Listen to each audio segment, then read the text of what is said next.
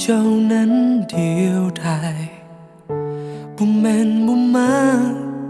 แต่มันเหตุในคนอ่อนแอนั้นคิดไกลอย่าเหตุแบบนี้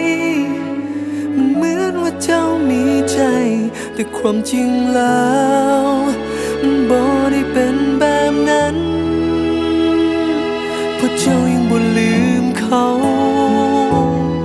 สถานะตอนนี้ค่อยเป็นได้เพียงโต้แท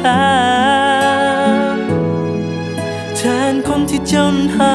คนที่เจ้าบ่เคยลืมถ้าเจ้าบ่ฮักจะมาให้ความหวังเพื่ออันใดก็หัวคนนี้มันหวั่นไหวเวลาที่เจ้าให้ความสำคัญแต่เจ้าบ่ฮักก็อย่ามาทำให้กันแต่สุดท้ายเจ้าให้ค่อยเป็นเพียงเพื่อนกัน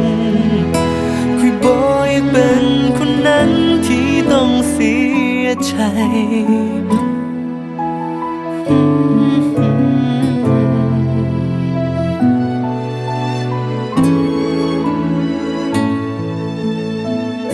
เพราะเจ้ายังบ่ลืมเขา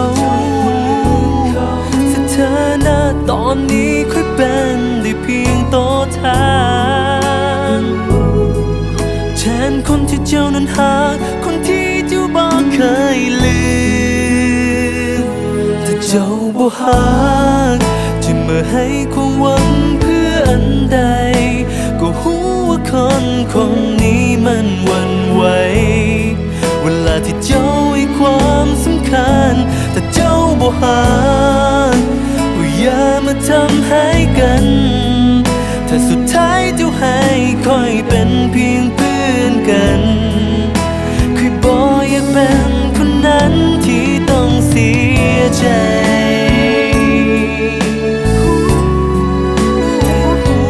ถ้าเจ้าบ่คิดอันใดถ้าบ่มีใจก็อย่ามาเฮ็ดแบบนี้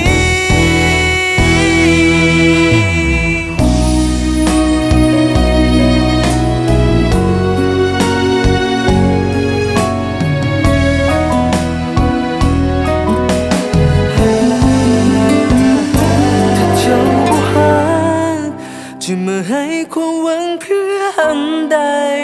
ก็หัวคน